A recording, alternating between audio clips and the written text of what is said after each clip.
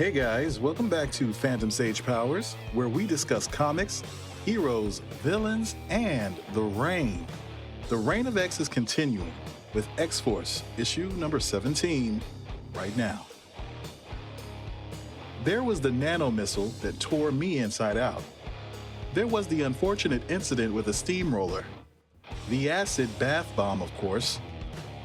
The mech grizzlies of the Commander Islands. Krakoa offers up the promise of a new beginning, but all I keep encountering is the end, the end, the end, the end. And I'm sick to death of it. Maybe you could say that's part of what it means to be a member of X-Force. We've got front-of-the-line priority for resurrection protocols, because we're the front lines of Black Ops and defense. Dying is basically the job description, right? But I'm the one who keeps going down. And even though I'm not big on self-reflection, maybe there's part of me that's self-sabotaging.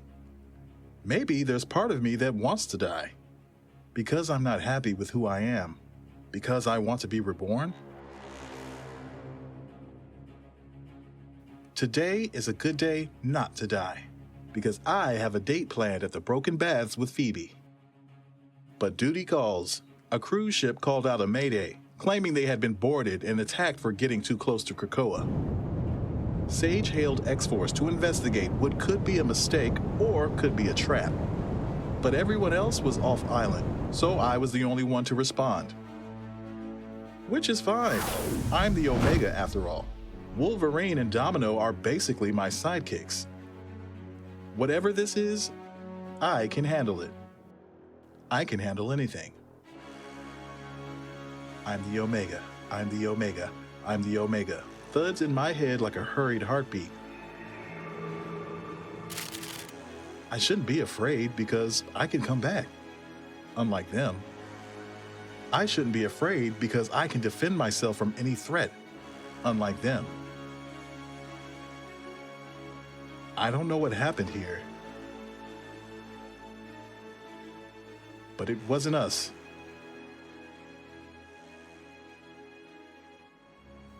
I'm picking up on a few sparks of life. Faint. On the lower levels of the ship. I'm the Omega, and I'm not going to die. I'm the Omega, and I'm not going to die. Please stay away. Hey, there's no reason to be afraid. I'm one of the good guys. No, you're the bad guy. But that's impossible. Every member of X-Force is prepared to lay down their life for Krakoa, even if it means dying over and over and over and over and over again. But practice doesn't make the mental toll easier to bear. That is, unless you can find something worth living for. Beast Logbook. Terror Campaign. There have been 3 unsubstantiated reports of mutant aggression in as many days. The first comes from a propaganda feed called Sapiens that has developed a significant following on social media. They recently posted a claim that we put mind control organics into all of our medicines. The article has been shared tens of millions of times, including by politicians. The claim is of course false, though A, we cannot prove it as such without exposing our biotechnology, and B, we are certainly capable of such measures, but would consider it only in extreme circumstances. Then, the very founder of Sapiens, which is dedicated to anti-mutant politics and conspiracies, flung himself out a window. The news of this, announced and broadcast via their site, accuses us of assassination in response to his investigation work. The mass murder of the cruise ship passengers was staged in such a way that its proximity to Krakoa and the profile of the attack itself, which appears at a glance to be a psionic event, implicates us. Conclusions. Disinformation and distrust are our greatest enemies. Civilian loss of life requires immediate response. Characteristics align with previous Xeno campaigns.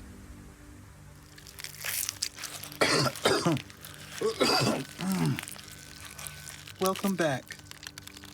How did I die this time? I don't know the details about that, but I do know this. You keep losing time, so just in case you've forgotten,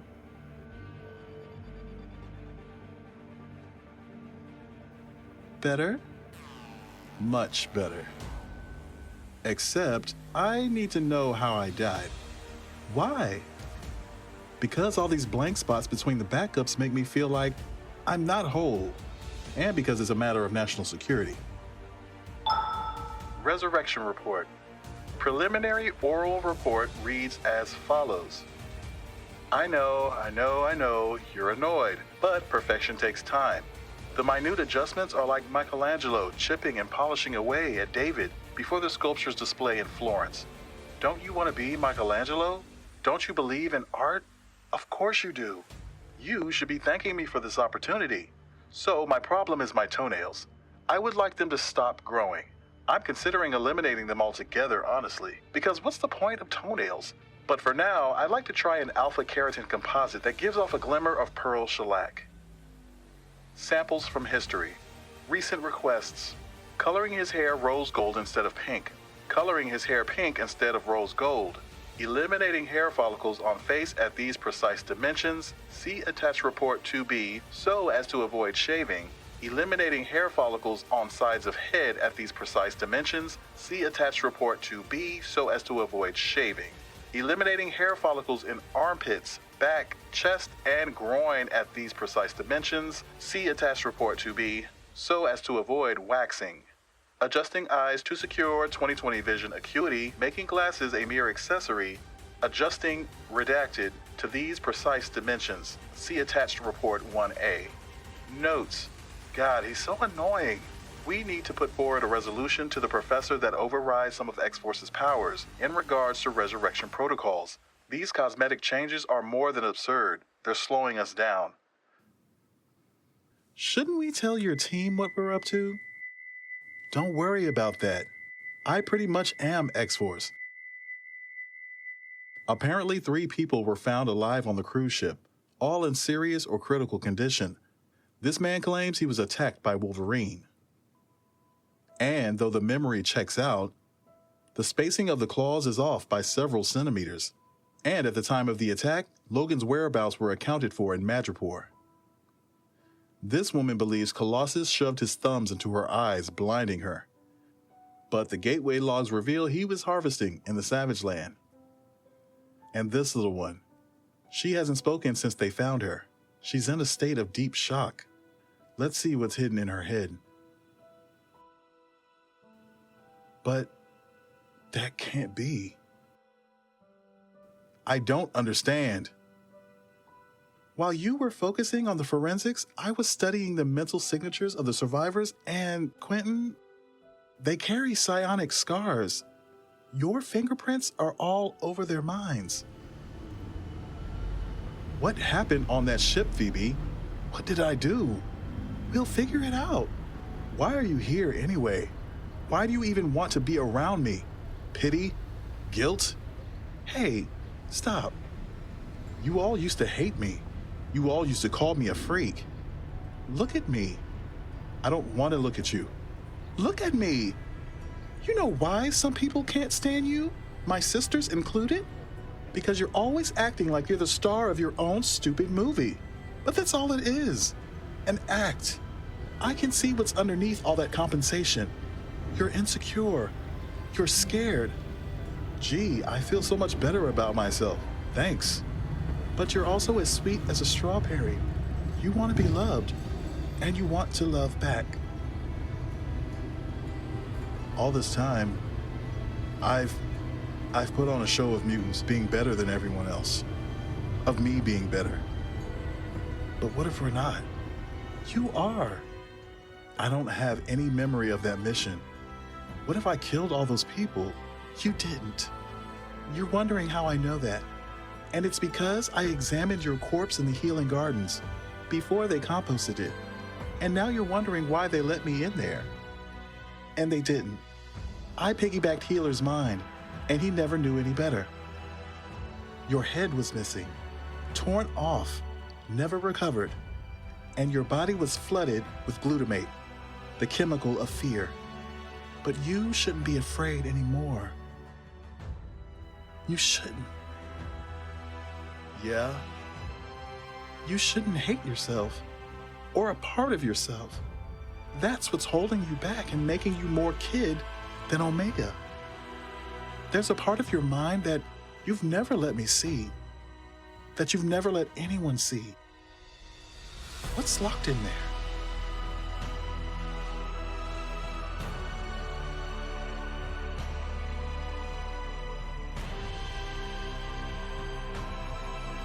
There's a difference between forgetting and not remembering. I always knew I was adopted. I just chose not to remember. Because my biological parents treated me the way the kids at school would later treat me. As weak, a victim.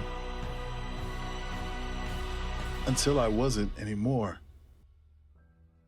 You were adopted because you made yourself an orphan.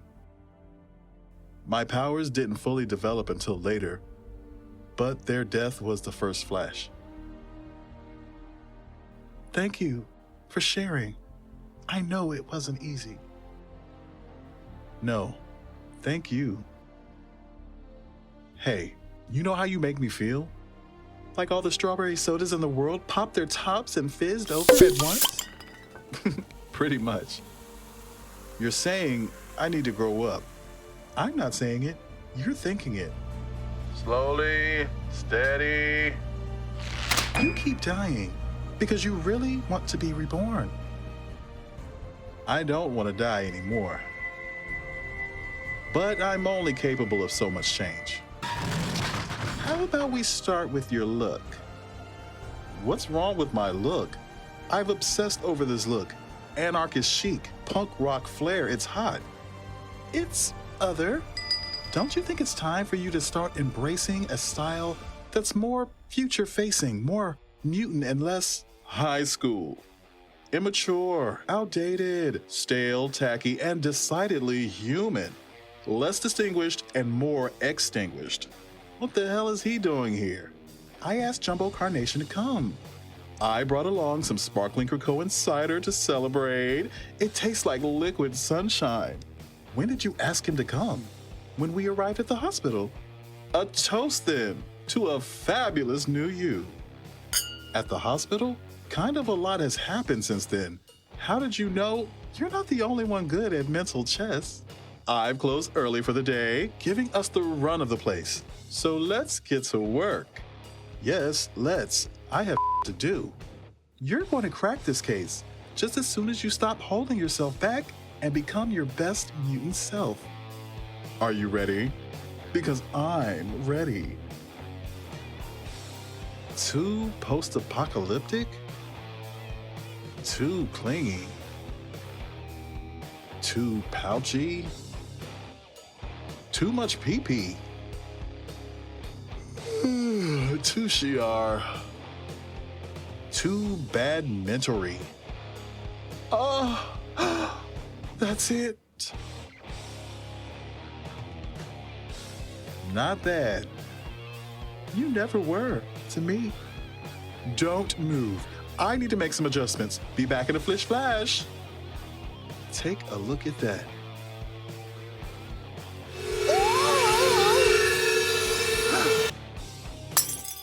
Jumbo! Good. Good. You're getting stronger, aren't you? Soon you'll be ready for what's next.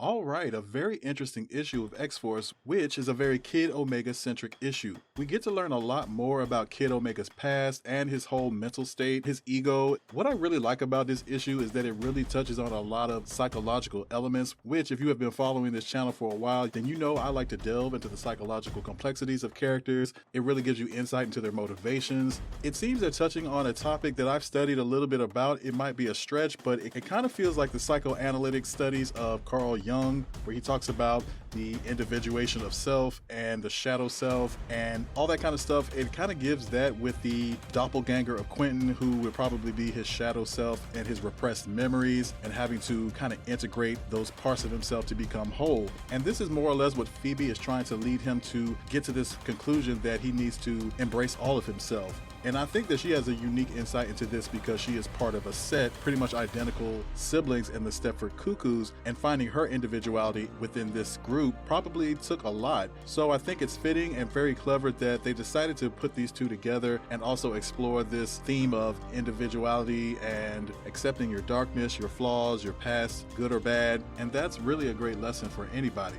So I really enjoyed this issue. If you did, please let me know in the comments below and give me that thumbs up. If you haven't joined already, please do and subscribe. If you want to join the crew for real and become a member, check out my homepage in the members tab where I have very affordable memberships and you get early access to all of my content, and it goes a long way towards me bringing you more X-Men lore.